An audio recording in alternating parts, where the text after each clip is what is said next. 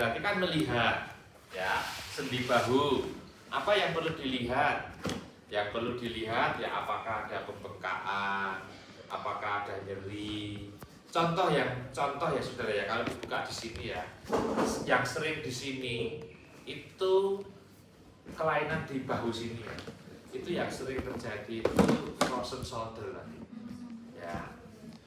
Kemudian ada penyakit yang mungkin saudara belum pernah dengar tapi bisa terjadi. Namanya rotator cuff syndrome. Siapa yang pernah dengar? Pernah dengar. Kenapa? Ini kan penyakit jarang, tapi adik-adik kalau pernah itu kebetulan menulis atau apa? Rotator cuff itu pernah di anatomi itu, di PPT Aslan. Ya, benar. Itu kasusnya banyak rotator cuff syndrome itu saudara. Rotator cuff syndrome ya di sini, ya. Itu mungkin kalau dilihat sini nggak ada pembengkakan, ditekan nggak nyeri, tapi nanti pada saat mau kelihatan. Ya itu misalnya pada rotator cuff syndrome. Ya, itu inspeksi look normal-normal saja. Palpasi berarti apa? Feel nggak sakit, tapi begitu move, lah move gerakan itu ada dua, digerakkan. Ya mungkin salah satu adik-adik sambil nyatet bisa di sini saudara, karena saya berikan bentuk peragaan yang cowok saja. Willy paling depan Willy.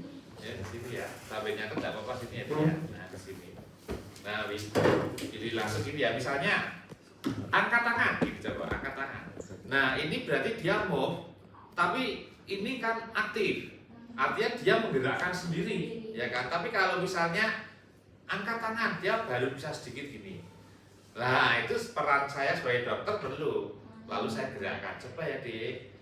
Tadi dia sendiri hanya segini, tapi kalau saya angkat sampai segini masih bisa, sampai segini masih bisa. Begitu begini, wah dok sudah sakit. Nah, sudah ketahuan ini di sini. Ya, itu kemungkinan bisa aja itu rotator cuff syndrome. Ya kan? Misalnya seperti itu. Sehingga move itu ada dua. Gerak itu ada aktif, ada pasif. Aktif itu dia menggerakkan sendiri, angkat sendiri, diangkat gini saudara ya. Tapi dibantu oleh pemeriksa dalam konteks ini dokternya itu pasif, ya, digerakkan pasif. Oke, kembali ke sini ya.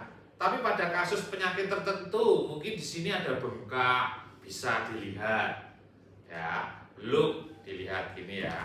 Kemudian setelah itu feel, saya tambah sedikit terkait di sini. Ada yang namanya di sini saudara, maaf dipegang sendiri nggak apa-apa sini. Ini namanya klavikula. Kalau kita dokter, kita masuk ke dokter, saya kira lebih baik pakai istilah medis. Tapi kalau saya lihat dalam bahasa Indonesia ini tulang selangka.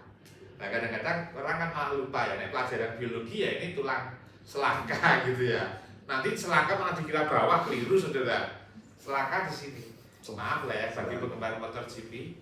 Ada yang melihat Marc Marquez di Mandalika, ya dia sudah juara dunia sih memang. Ya sejak di MotoGP Jepang sudah juara dunia, tapi sayang karena saya juga senang motor GP ya, balapan menjadi kurang maksimal, kurang seru karena sudah ditabrak Marco Bezzecchi gitu ya. Ini kamu juga lihat motor GP juga? Kemarin lewat aja sih. Lewat ya. Lah itu ini tapi saya kurang tahu perkembangannya. Dia langsung dibawa ke Madrid Spanyol untuk operasi ya. Katanya ada patahnya, retaknya patah sampai ligamennya putus. Itu disebutkan dalam koran tulang selangka. Nah, kalau kita medis yang dimaksud apa ini? Klavikula di sini. Ini klavikula ya. Nah, ini diinspeksi seperti apa. Ya. Tapi kalau saya ekstrim zaman saya dulu baru lulus dokter, saya pernah melihat klavikula patah gara-gara diseruduk kebo. Loh ini ekstrim, jadi nyata kalau ini. Ini bukan peristiwanya Marquez ini. Ini kebo itu jina loh ya. Kok bisa ya kebo ini ngamuk, itu saya juga heran itu. Mungkin ada temannya yang nakal, mungkin ekornya diapakan, terus akhirnya lari terus nabrak, itu pernah patah di sini. Ya ini klavikula. Ini ya.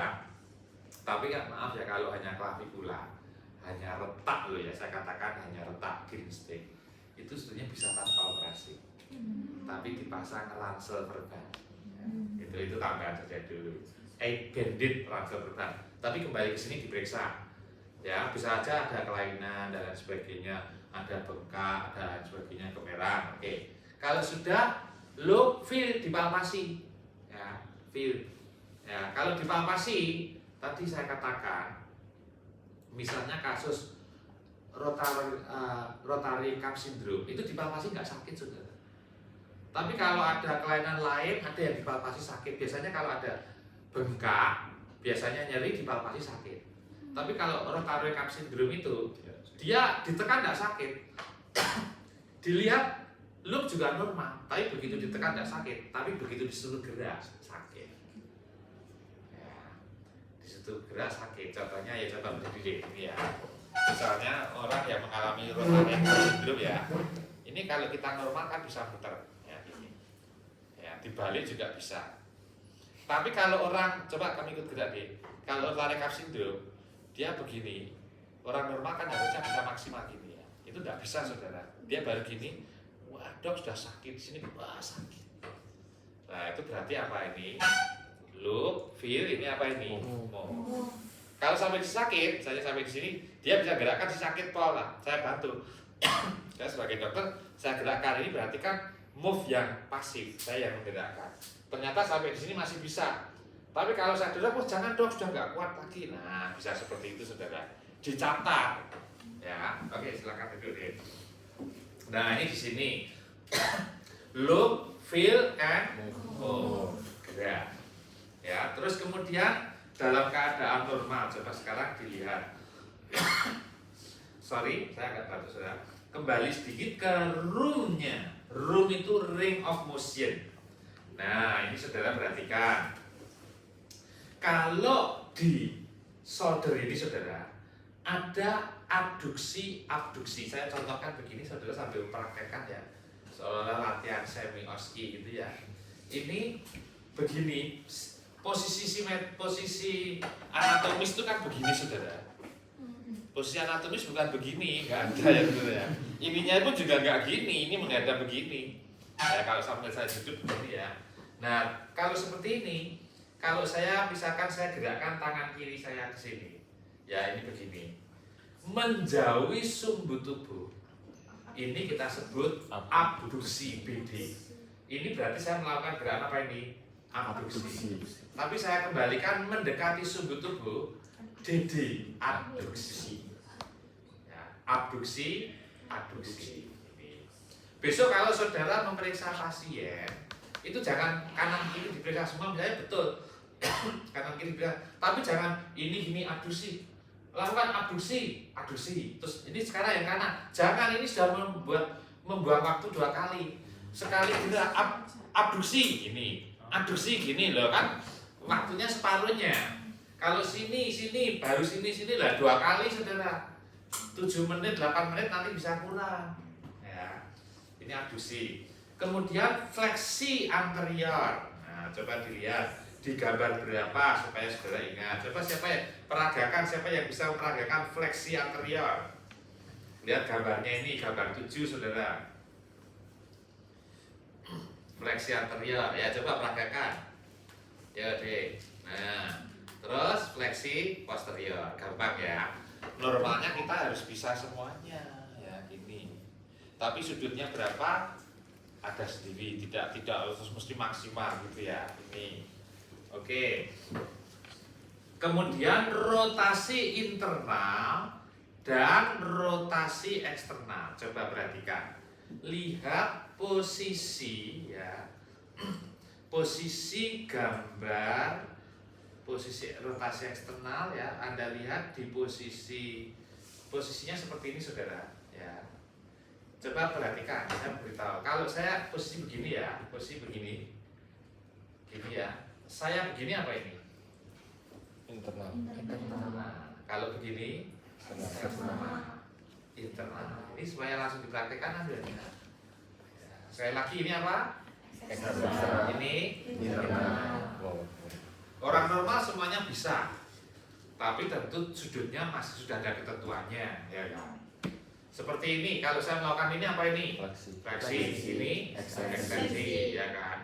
Ada loh ekstensinya ini lebih dari lurus sampai rodok sini, tapi tidak bisa ditekuk sampai sana, ceklek saudara, ya kan? Tapi ada yang tidak lurus kok lebih sedikit itu masih normal, itu beda-beda. Ya. Nah kembali ke sini berarti tadi ya ada abduksi, ada fleksi anterior, ekstensi, ada rotasi internal, eksternal gitu ya. Lalu kemudian kalau yang tes ini ya, ini saya kira belum ya, tidak harus ini ya. Ini ada Yergason test, Drillham test, ini ya sudah ada petunjuknya ya. Sekarang ke elbow saja. Elbow siku sini saudara ya. Elbow siku perhatikan ini ya, siku. Nah ini ada kelainan, inspeksi dulu saudara. Inspeksi dulu kan begini ya, kalau misalnya begini, dia gini. Kalau di kaki itu kan ada istilah kaki O, kaki X, masih ingat? Ya. Itu kan sebetulnya istilahnya valgus sama varus. Nah, sekarang Anda lihat di sini ya, ini juga ada istilah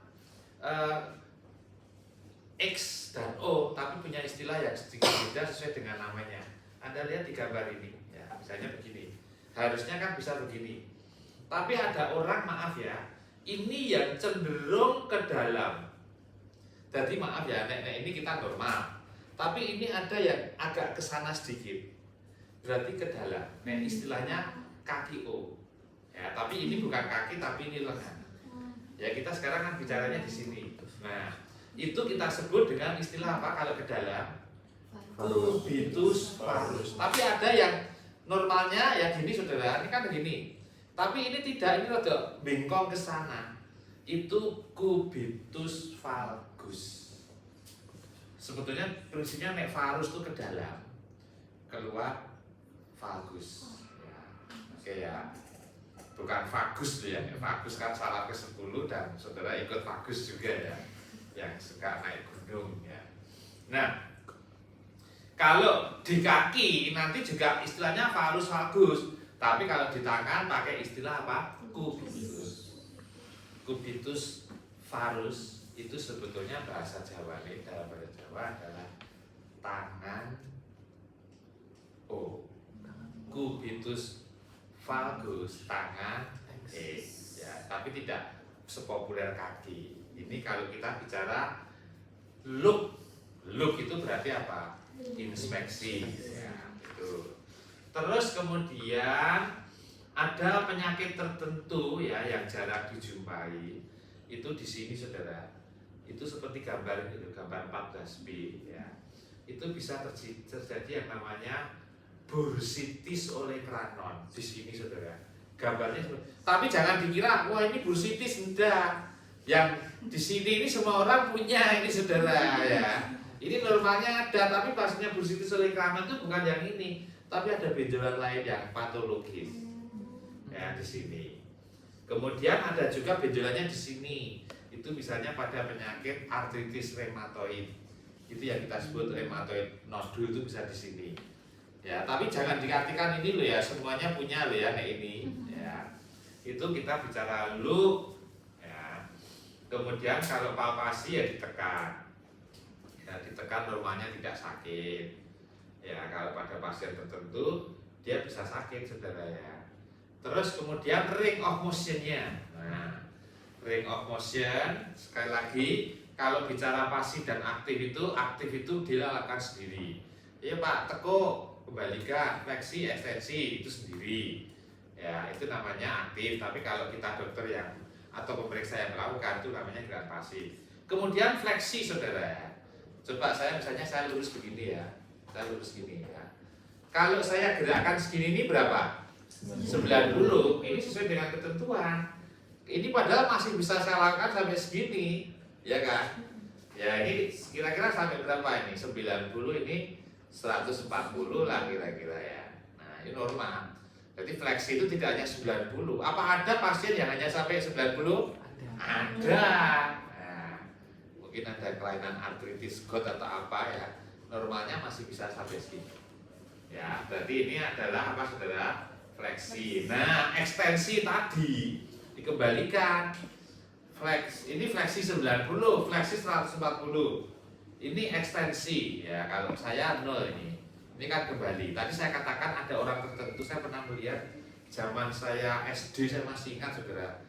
Itu saya jauh sebelum jadi dokter. Sehingga saya nggak ngerti itu, tapi saya pernah ingat teman saya SD itu ini ada yang iso melengkung sidik gitu loh. Wah ini pernah ceklek itu beda, teman saya enggak apa-apa, jadi memang gawan bayi itu ya gitu saudara, ini tidak hanya lurus gini, ini bisa sampai lebih gitu loh. Lah itu ternyata yang sekarang saya jadi tahu teman saya yang SD itu berarti kan hiperekstensi. Ya teman saya SD ada ini ya, mungkin kami di antara saudara barangkali ada nih dari 240 masa mungkin rakyat sisi sesuai sampai ke sana ya, bukan mau ceklek ya, memang dia seperti itu posisi anatominya, tapi umumnya tidak lah. Ya ekstensi sampai 0 ya, fleksi, ekstensi ya. Kemudian pronasi. Nah, pronasi ini penting saudara. Pronasi itu contohnya pegang saja seperti ini. Nah, coba menjempolkan satu lagi deh ini. Nah, ini ya gini. Contohnya seperti ini. Nah, ini pronasi ya. Ini pronasi, supinasi. Pronasi, supinasi. Buat kita gampang enggak ini? Gampang, tapi buat pasien tertentu enggak loh. Contohnya apa, orang stroke itu saja. Enggak sekira itu, kita tidak boleh meremehkan mereka ya. Mosok bapak menolak iso lah, beliau sakit. Ya yang sehat bisa. Ini pronasi, supinasi. Ya ini enggak harus pulpen sih saudara-saudara, peragaannya pakai apa saja boleh ya. Pronasi, supinasi. Pronasi, supinasi. Ya, oke. Ini berarti pronasi, supinasi, pronasi itu ke dalam. Pronasi, supinasi. Ya, itu. Sebelum saya lanjutkan, saya selalu ingatkan pengalaman saya yang sering kebalik itu di sendi bahu shoulder antara rotasi internal eksternal tadi. Sekali lagi ya, jangan sampai tidak lali sebabnya ya. Ini tadi kalau saya gini, ini apa ini? Internal. Ini Eksternal. juga nggak kuali. Karena kadang-kadang ada ini apa internal, ini apa eksternal. Terus dia jawab ini apa eksternal. Internal keliru, jangan sampai. Ini apa saya lagi? Internal. Kalau ini eksternal. Yang ke atas itu eksternal. Tapi kadang-kadang ada yang kuali. Ini apa eksternal? Yakin. Nah ya. Ini apa internal, salah. Ini apa terus sekali lagi? Internal. Ini eksternal. Jangan sampai keliru. Ini apa internal lah keliru. Yang ke atas itu apa tadi? Eksternal. Ini internal. Ya, itu sudah disepakati saudara. Internal. Ini apa? Eksternal, jangan mengatakan ke atas internal ya. Oke, ini saya lanjutkan lagi. Ya, room untuk elbow. Ya. Nah, ini ada tes elbow. Ini saya kira tes khusus ini ada baca sendiri saja ya. Rame banget apa ya? Tapi tidak apa-apa.